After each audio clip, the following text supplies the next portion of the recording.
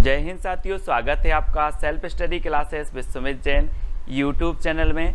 दोस्तों, हिंदी साहित्य की निरंतर ट्रिकी टेस्ट सीरीज चल रही है। रोज आपकी सुबह 9:30 पर ट्रिकी वीडियो आता है, जिससे हम आपकी हिंदी साहित्य के विभिन्न प्रकार की प्रश्नोत्तर, रचनाएं, सारी की सारी सब कुछ ट्रिकी वे में याद करवाने का प्रयास करते। ठीक है, तो रोज आपको सुबह 9:30 बजे है ना वीडियो आपको मिलता है। ट्रिकी वीडियो जरूर देखें। इसके पहले बहुत सारे वीडियो अपलोड हो चुके हैं, तो वो वीडियो जरूर देखें।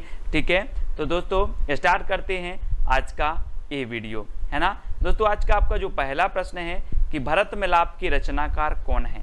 अब भरत मिलाप की रचनाकार बताना है दोस्तों आपको कौन है। 4 विकल्प हैं और 2 सेकंड भी आपको दिए जाते हैं। फिर मैं आपको ट्रिक बताने वाला हूँ, थोड़ी सी हिंट देता हूँ कि भरत का मिलाप किससे हुआ था। किससे हुआ था?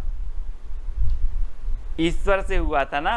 भरत का मिलाप ईश्वर, है ना, श्री राम से हुआ था। तो भरत मिलाप के रचनाकार कौन होंगे? कौन होंगे? भरत का मिलाप ईश्वर से हुआ था तो ईश्वर दास, यानी कि जो विकल्प नंबर आपका ए है वो बिल्कुल सही हो जाएगा। ठीक है, ऐसे ही याद हो जाएंगे दोस्तों। आपको अगला बताना है, आपको बंगला भाषा में रचित राम कथा का नाम क्या है। प्रश्न क्रमांक 2 कई बार एग्जाम में पूछा गया दोस्तों। अब 2 सेकंड आपको दिए जाते हैं, आपको उत्तर भी बताना है और मैं आपको ट्रिक भी बताऊंगा, है ना। यहाँ पर 2 चीजें हो रही हैं कि मैं आपको टेस्ट भी करवा रहा हूँ और ट्रिक से याद भी करवा रहा हूँ। तो जल्दी से बताएं, बंगला भाषा में रचित राम कथा का नाम क्या है। तो दोस्तों, आपको ऐसा नहीं लग रहा कि बंगला से क्या बनेगा? बंगला, बंगला जिसमें आप क्या करते हो? वास करते हो। क्या करते हो? वास करते हो। तो बंगला भाषा में रचित जो राम कथा होगी वो कौन सी होगी? वास से कृतिवास रामायण, है ना। हमने याद कर लिया कि बंगला भाषा का आया तो बंगला में हम क्या करते हैं? वास, तो कृतिवास रामायण, यानी कि जो विकल्प नंबर आपका ये है वो बिल्कुल सही हो जाएगा। बिल्कुल सरल है, आप कभी नहीं भूल सकते। ठीक है, अगला है दोस्तों आपका श्रृंगार रस के घोर विरोधी कौन से संत कवि हैं थे। तो 4 विकल्प हैं, 2 सेकंड भी आपको दिए जाते हैं दोस्तों। तो अब एक चीज बताना दोस्तों कि श्रृंगार की जरूरत किसे नहीं होती।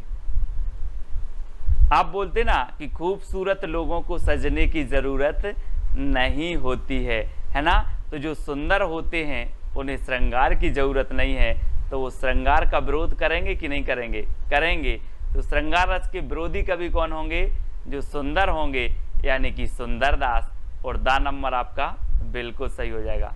अब आप कभी नहीं भूलोगे दोस्तों, है ना। अगला बताना है दोस्तों, संत काव्य का प्रधान रस कौन सा है। संत काव्य धारा भक्ति काल की जो संत काव्य धारा थी, है ना, वो बताना है, जिसे ज्ञान मार्गी शाखा भी कहा जाता है। अब इसका जो प्रधान रस है वो कौन सा है। ये 4 विकल्प है, 2 सेकंड आपको बताना। मैं आपको हिंट दे रहा हूं दोस्तों कि दुनिया में संत क्यों बनते हैं आदमी? क्यों बनते हैं?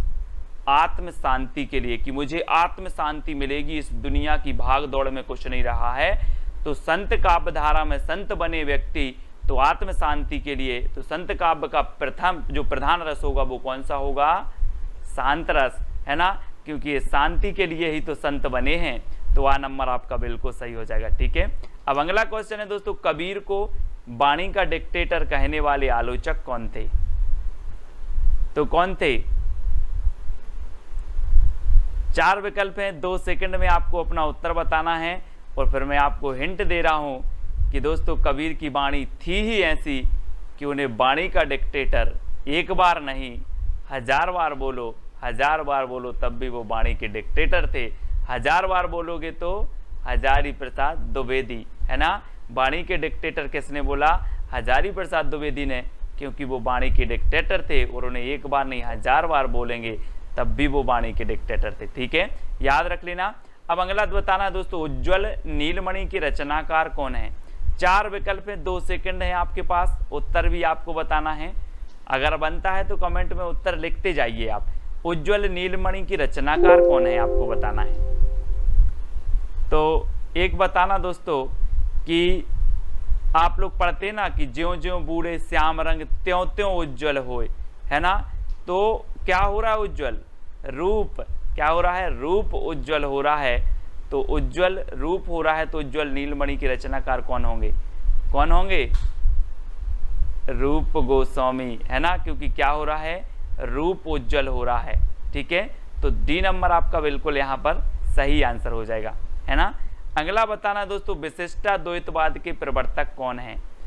4 विकल्प हैं, 4 में से एक का चयन करना है, विशिष्टाद्वैतवाद के प्रवर्तक बताना है। और मैं आपको बता दूं कि इस संसार में विशिष्ट कौन है, कौन है विशिष्ट, राम, है ना, राम, है ना। तो विशिष्टाद्वैतवाद के कौन होंगे, रामानुजाचार्य, यानी कि जो विकल्प नंबर आपका 1 है वो सही है ना। यहाँ पर कहा कि सर संसार में विशिष्ट हैं कौन, राम, तो विशिष्टाद्वैतवाद के प्रवर्तक कौन माने जाएंगे, रामानुजाचार्य। ठीक है, यानी यह नंबर आपका बिल्कुल सही हो रहा है। अगर दोस्तों वीडियो आपको याद हो रहा है, प्रश्न याद हो रहे हैं, ट्रिक अच्छी लग रही है, तो वीडियो को लाइक करके अपने मित्रों तक शेयर जरूर करें। अब बीसल देव रासों के रचनाकार बताना है दोस्तों, बीसल देव, है ना, रासों के रचनाकार कौन होंगे, 2 सेकंड में आपको उत्तर बताना है। तो आपका बिल्कुल सही आंसर क्या हो जाएगा, क्या हो जाएगा, ये रचना कई बार पूछी गई है दोस्तों। और आपको बता दूं कि अजमेर के राजा के प्रेम प्रसंग या वियोग से संबंधित है ना। तो ये श्रृंगारिक रचना मानी जाती है और गीति काव्य मानी जाती है, ये बीसल देव रासो, है ना। और इसके जो रचनाकार हैं वो कौन है, नरपति नाल, है ना। और मैंने आपको कई बार याद करवाया है कि पति कितने नहीं होते, 20 नहीं होते, 1 होते हैं। तो बीसल देव रासो के रचनाकार कौन होंगे, नरपति नाल, है ना, नरपति नाल। इस प्रकार से याद रखेंगे। अब अगला बताना है दोस्तों, हिंदी का प्रथम दैनिक समाचार पत्र समाचार सुधावर्षण के संपादक कौन थे। समाचार सुधावर्षण, सबसे पहले तो ये चीज याद रखनी है कि ये हिंदी का प्रथम दैनिक समाचार पत्र था। ठीक है, और मैं आपको बता दूं कि इसका प्रकाशन हुआ था 1854 में। कहाँ से हुआ था, कलकत्ता से। ठीक है, कलकत्ता से हुआ था। लेकिन इसके संपादक कौन थे, तो ये चीज आपको बतानी है दोस्तों। ये एक चीज बताना जरा आप, कि जो आप समाचार देखते हो तो सुंदर सुंदर समाचार, है ना, आप चाहते हो यार सुंदर सुंदर समाचार मिल जाए, अच्छी अच्छी है ना, सनसनी खबर मिल जाए, सुंदर सुंदर। तो जो समाचार सुधावर्षण है ना, सुधावर्षण, और सुधा तो कैसी रहती है, सुंदर रहती है ना। सुधा यानी अमृत, और अमृत कैसी रहती है, अमृत रहता है आपका कैसा, सुंदर। तो श्याम सुंदर सेन, है ना, ये संपादक थे। 1854 में इसका प्रकाशन हुआ था। हिंदी का प्रथम दैनिक समाचार पत्र है और ये प्रकाशन हुआ था कलकत्ता से। तो ये चीज भी आपको याद रखनी है दोस्तों। अगला है, सूरदास के गुरु का नाम क्या था। अब सूरदास जी आ गए, ये वात्सल रस के सम्राट कहे जाते हैं, है ना। 2 सेकंड आपको याद बताते हैं दोस्तों, फिर आपको बताना 2 सेकंड में आप उत्तर बताएंगे। और मैं आपको बता रहा हूं दोस्तों कि सूरदास जो थे, इन्होंने इतनी रचनाएं लिखी हैं, इतने दोहे लिखे हैं, जिसमें बल होगा वही तो लिखेगा कि नहीं लिखेगा, जिसमें बल होगा वही लिखेगा। तो सूरदास जी के गुरु भी कौन होंगे, वल्लभाचार्य। और इन्होंने सूरदास को इतना बल दिया कि इन्होंने बहुत बहुत दोहे लिखे। और रामचंद्र शुक्ल ने तो इन्हें वात्सल रस का क्या कह दिया, सम्राट कह दिया। और है ना, और इन्हें दोस्तों कह दिया, क्या कह दिया कि जो सूरदास हैं वो क्या है, वात्सल रस का कोना कोना घुमाए हैं, है ना। इनके अलावा इस रस में इतनी प्रतिभा किसी में नहीं थी, सूरदास जी में। और सूरदास जी के जो गुरु थे वो कौन थे, वल्लभाचार्य, क्योंकि वल्लभाचार्य ने इतना बल भर दिया था सूरदास जी में। ठीक है, तो आपका विकल्प नंबर ए बिल्कुल सही हो जाएगा। पृथ्वीराज रासो के रचनाकार कौन है दोस्तों। अब दोस्तों यहाँ पर 2 सेकंड में आपको उत्तर बताना, फिर मैं आपको हिंट दे रहा हूँ, याद करवा रहा हूँ कि पृथ्वी की बात आई है तो पृथ्वी का एकमात्र उपग्रह कौन सा है, कौन सा है, चंद्रमा। तो पृथ्वीराज रासो के जो रचनाकार होंगे वो कौन होंगे, चंद्रमा से आपका बनेगा क्या, चंद्रबरदाई। चंद्रबरदाई यानी कि जो आ नंबर है बिल्कुल सही है। ये पृथ्वीराज रासो के कौन है, रचनाकार हैं।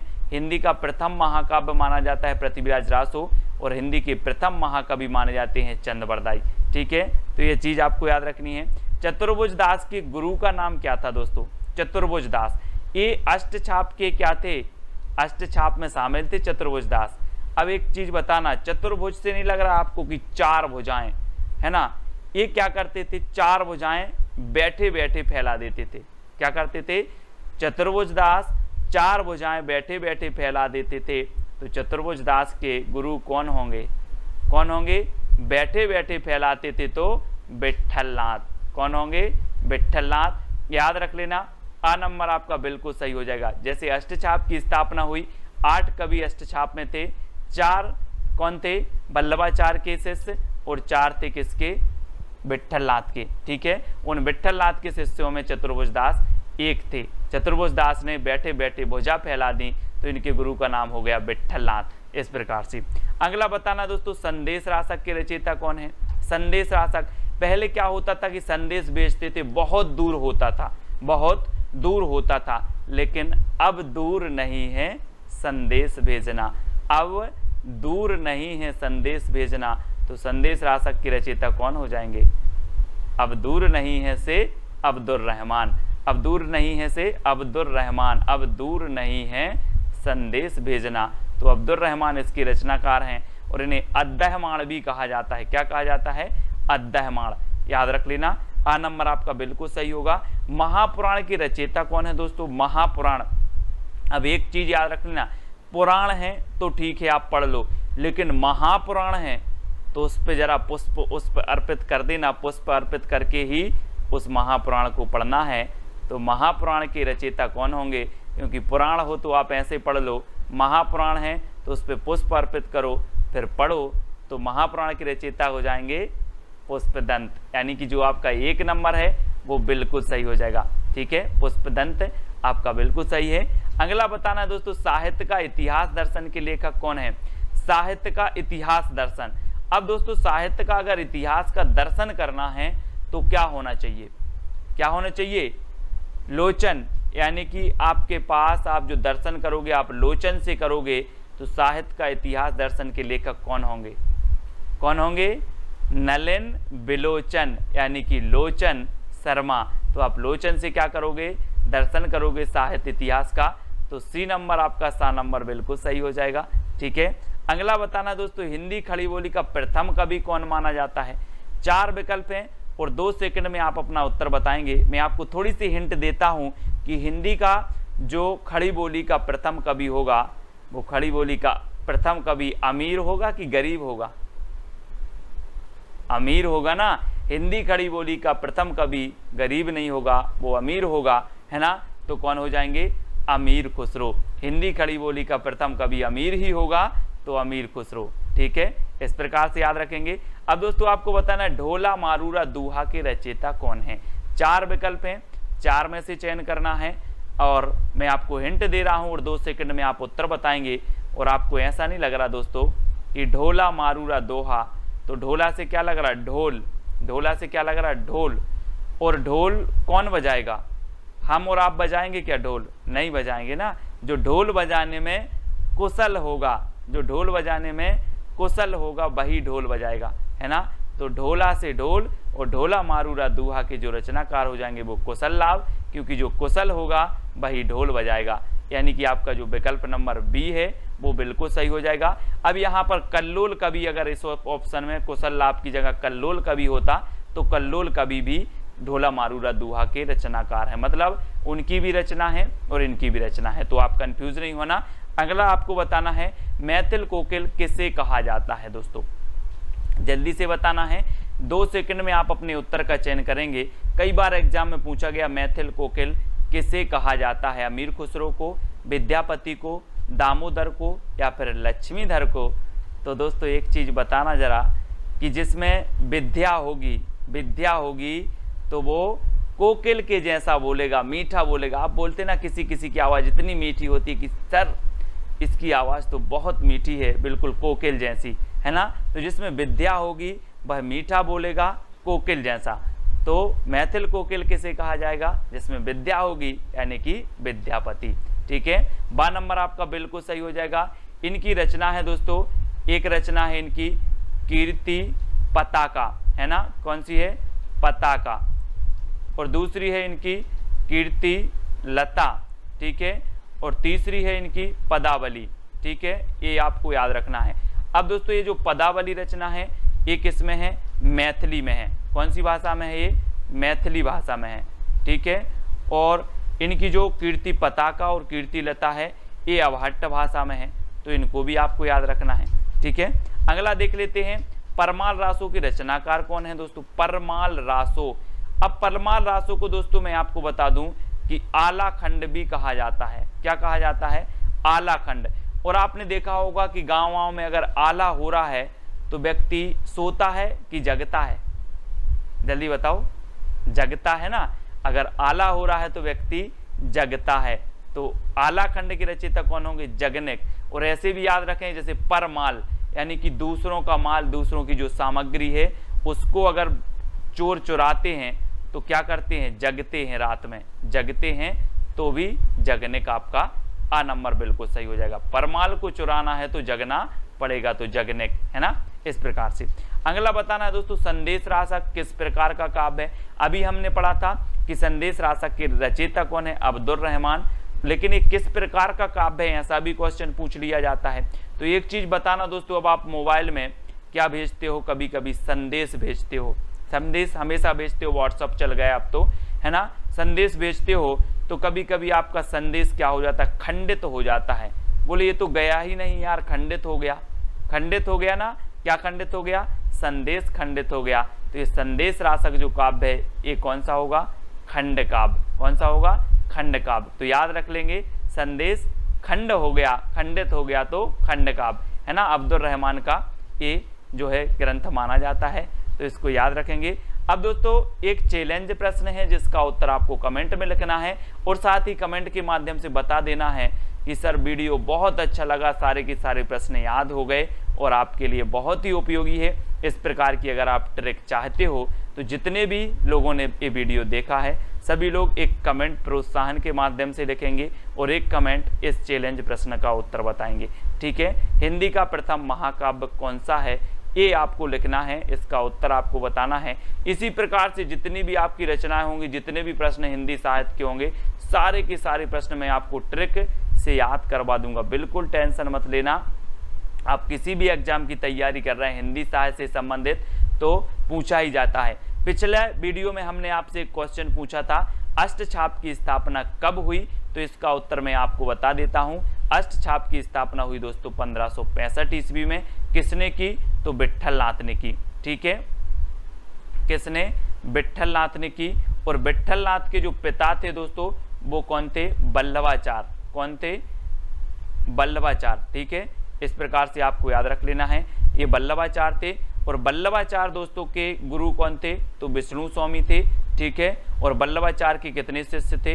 तो 4 शिष्य थे जो अष्टछाप में, है ना, विट्ठल नाथ ने लिए थे 4 शिष्य ने। और 4 शिष्य कौन थे? विट्ठल नाथ के। तो इस प्रकार से अष्टछाप की स्थापना हुई थी 1565 ईस्वी में और की थी किसने? विट्ठल नाथ ने। ठीक है, तो ये चीज़ आपको याद रखनी है। और दोस्तों आपको टेलीग्राम ग्रुप से अवश्य जुड़ना है। टेलीग्राम ग्रुप है अपना, टेलीग्राम ऐप डाउनलोड करना, उसमें सर्च करना IAS स्टडी ट्रैक और ज्वाइन हो जाना। साथ ही ये व्हाट्सअप नंबर दिया है तो हिंदी साहित्य का व्हाट्सअप ग्रुप भी है, उस ग्रुप से आपको अगर जुड़ना है तो आपको 9098609291 इस पर आप मैसेज करोगे, आपको लिंक मिल जाएगी। ठीक है, इंस्टाग्राम में आपको जुड़ना है तो self study classes Sumit Jain search करना है। फेसबुक में भी जुड़ने के लिए आपको सुमित जैन सर्च करना है। अब दोस्तों आप सब्सक्राइब जरूर करना और बेल आइकन को दबाना। ठीक है, बेल आइकन को दबाकर ऑल पर क्लिक आपको जरूर करना है ताकि ऑल वीडियो की इन्फॉर्मेशन आप तक पहुंचे। ठीक है, अब आपको बताना है कि वीडियो कैसा लगा। ठीक है, तो आज के वीडियो के लिए साथियों इतना ही। वीडियो को लाइक करें और शेयर अपने मित्रों तक जरूर करें। जय हिंद,